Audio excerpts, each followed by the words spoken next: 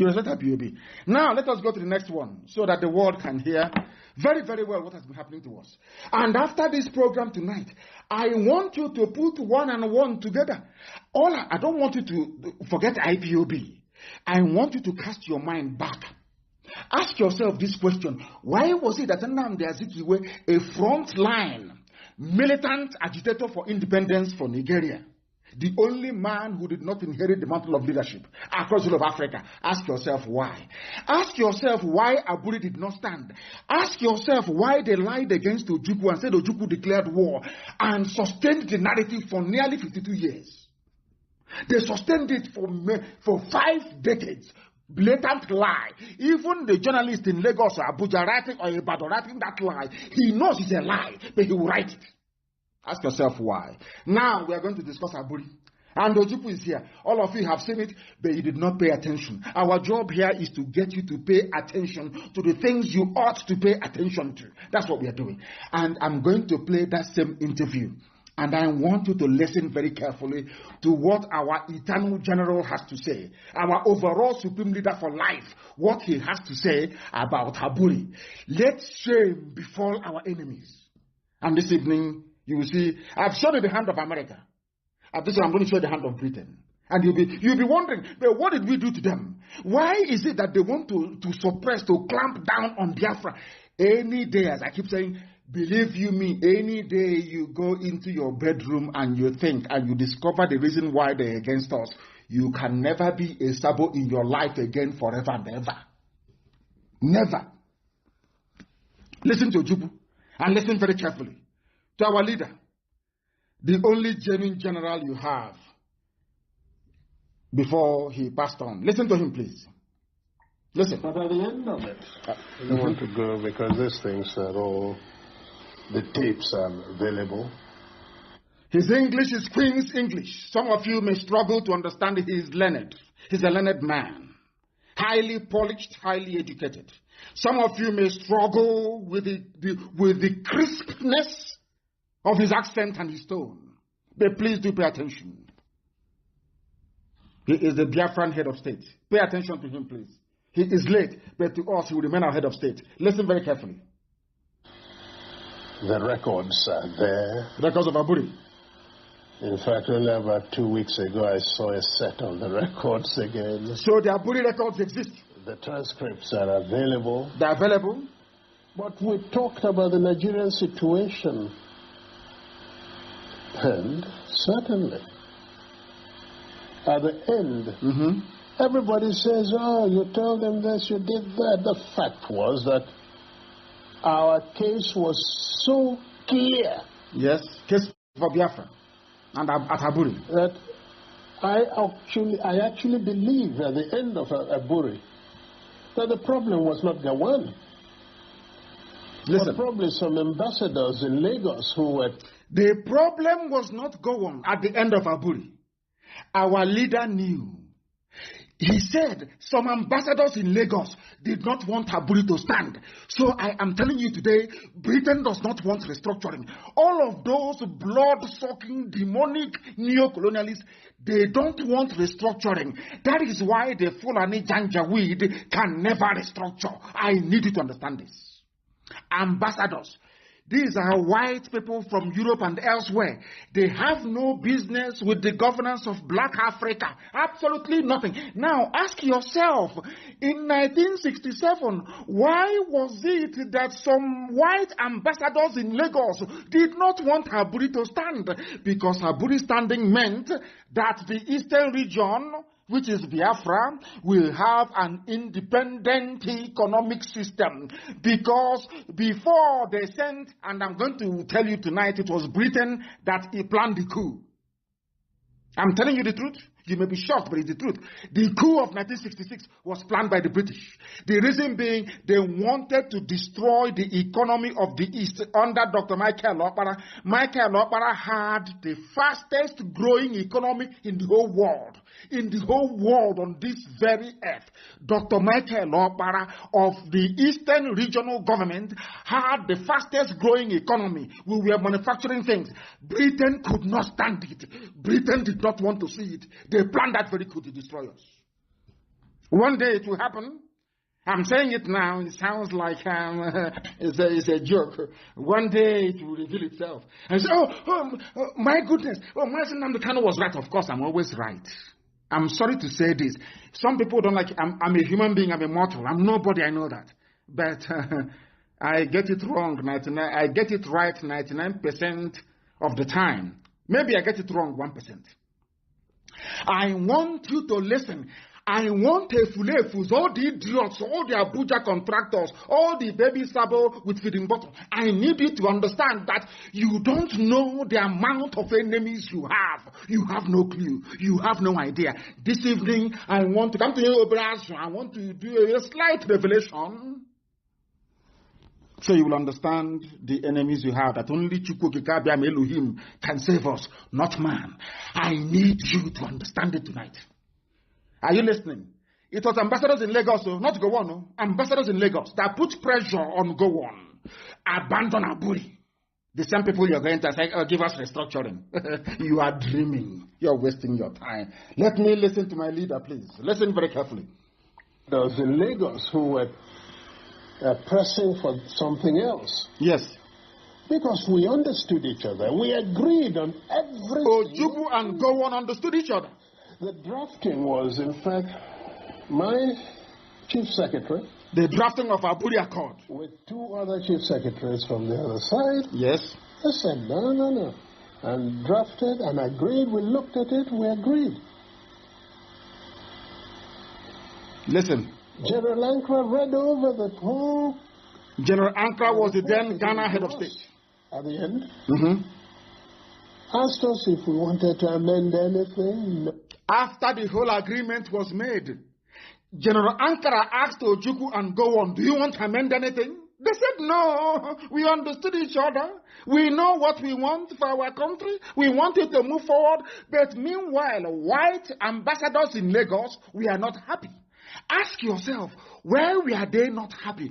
What is it about Aburi that made them uncomfortable?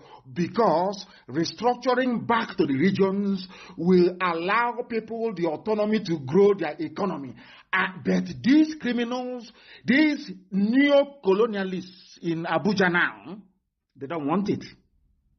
Because if you do it, the ingenuity of a Biafran will come to the fore.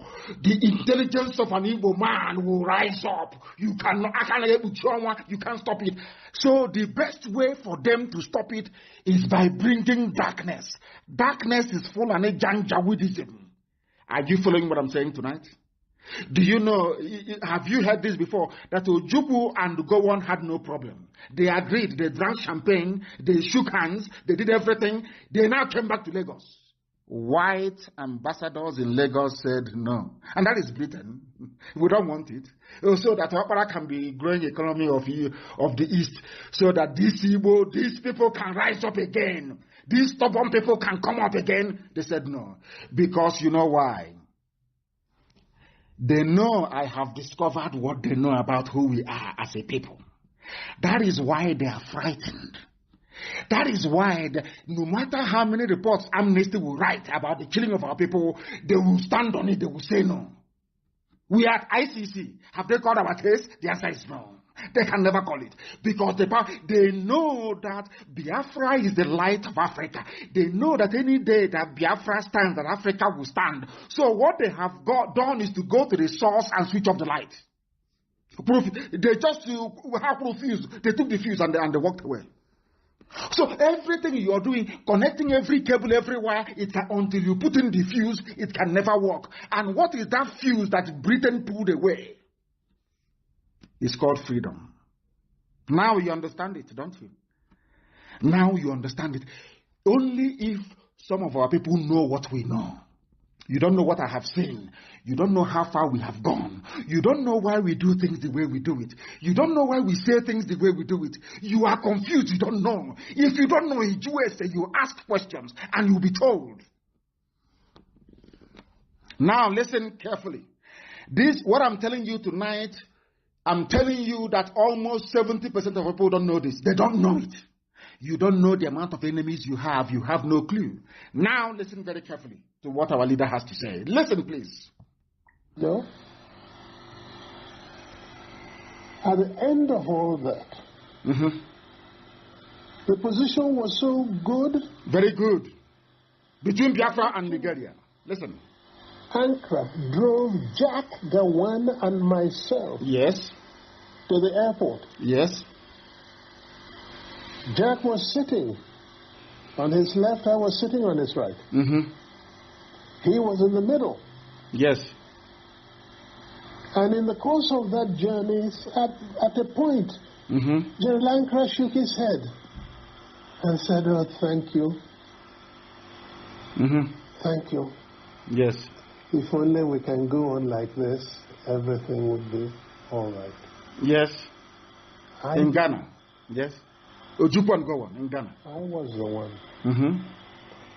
As I do now from time to time, I go for the dramatic. Suddenly I picked up Gowon's hand. Ojukwu took Gowon's hand. Put it on Ankara's. Put it on Ankara's lap. Yes. Brought my other hand, placed it on it. Yes. And I said, "General, sir, hold us together. I want to say something." Yes. So General Ankara put his hand on top of the two hands. And I said, "General, I want to assure you that I am totally satisfied with everything we said." Yes. This from my head of state. I will go further and say to you something I did not say at the conference. Yes. What was that? And that is that once we have implemented everything we have said, yes, I would ask you for one favor and one favor only. Yes. And that would be to be the one to propose Jack Gowon as a head of state of Nigeria. Are you listening? That was my head of state, the late General Odumegwu Ojukwu. Has Gowon is alive. Can Gowon, he says he's a prayer warrior. I want Gowon to come out to say that what Ojukwu said in this interview is falsehood. That they're a bunch of lies. Because he knows if he says it, that even the hell that he's going to, the hottest part of it will be reserved for him. Are you listening now? Ojukwu, for all you useless Nigerians, all you animals in the zoo, Ojukwu inside the car being driven by General Ankara's driver. General Ankara was in the middle. Ojukwu was on the right. Gowon was on the left. Ojukwu took Gowon's hand and placed it on the lap of General Ankara. And he said to the general, "General, I want you to be the one to propose that Gowon should be the head of state of Nigeria, including Biafra." But all these years, all we've been reading in history books is that Ojukwu is a warlord. He went to war. Do you see why God? People don't know why God is punishing the zoo. The same way I'm telling you tonight. You see Britain. God will decimate Britain. God will divide Britain into pieces. Write it down as I'm telling you now. Write it down. So when it happens, you say, "Nnamdi Kanu said so."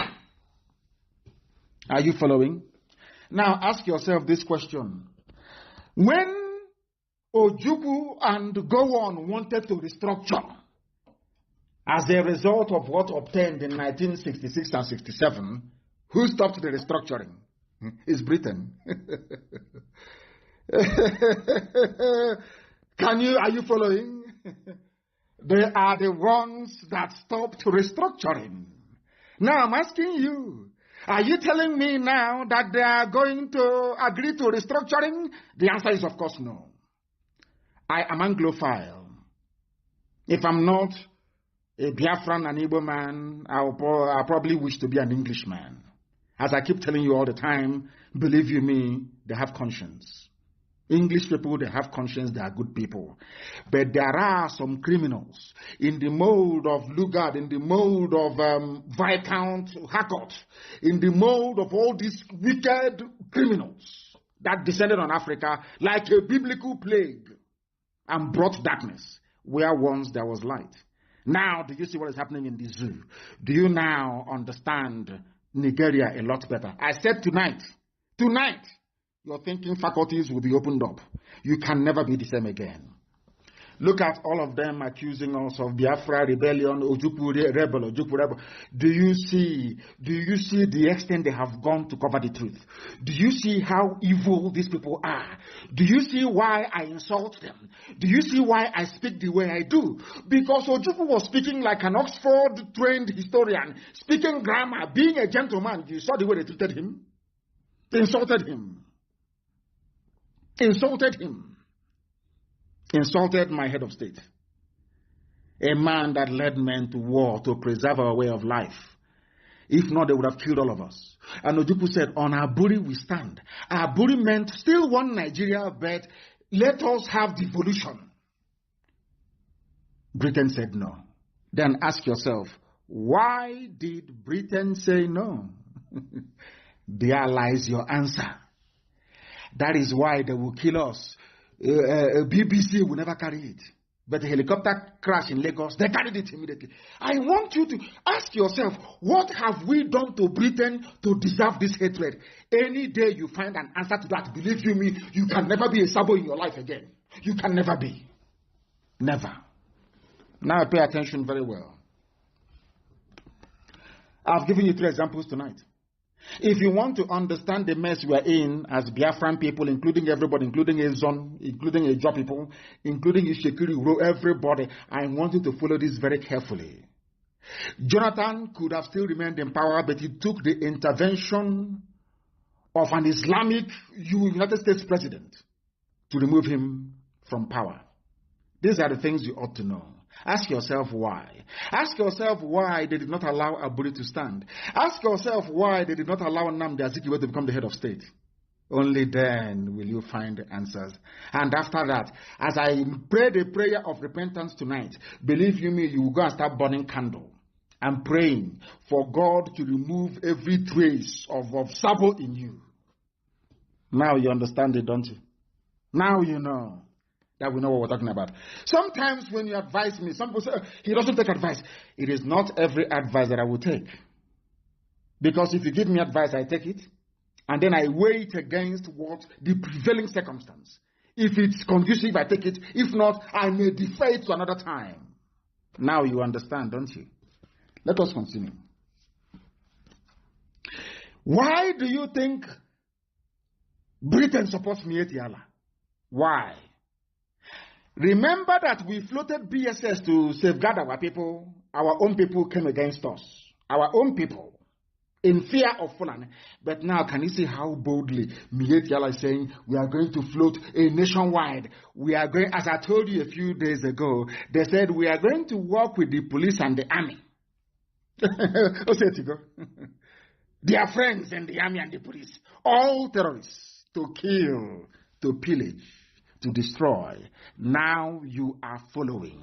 Now you understand the mess Nigeria is in. Now you understand why we are the way we are. Today you understand why people come out now and they are confessing that we have opened their eyes. Now you understand, of course, that we are very serious. We are not going back. Not at all. Not today, not tomorrow. Not today, not tomorrow. Somebody published an article called Justification for Resuscitation of the Sovereign State of Biafra in that newspaper. It is my humble suggestion and recommendation that our people go and look for it. They have removed it. I cannot even open it here. It seems to me they have removed it. It seems they have removed it. In that very article, you will hear or see what our brother was saying. Our brother simply said, very simple, that in Nigeria, Nnamdi Azikiwe was the only person to lose out amongst every nationalist leader you had that fought colonialism in Africa. That is what you need to know. These are the things that you need to understand, because our people do not reason. Here, we compel you to reason. Go and read that article, Justification for the Resuscitation of the Sovereign State of Biafra. This is published by Vanguard. Unfortunately, they no longer want us to see it. It has been removed. It can no longer be found. That is the world of the Janjaweed. That is what they do. Once they see the truth, they suppress it. And the reason why some of them, of course, they love us in secret, of course they do. The reason why they come out sometimes to be talking rubbish or paying all these idiots, sometimes they think they can come to... Gowon said it, if I knew how they loved money and power, I could have just shared money and allowed them to fight themselves. Don't allow yourself to be one of those that Gowon was talking about. Ask yourself also this evening, why is it that Vanguard publication of today that I read before coming on air is no longer there? That tells you all you need to know. Because that publication contained the truth. It contained the truth.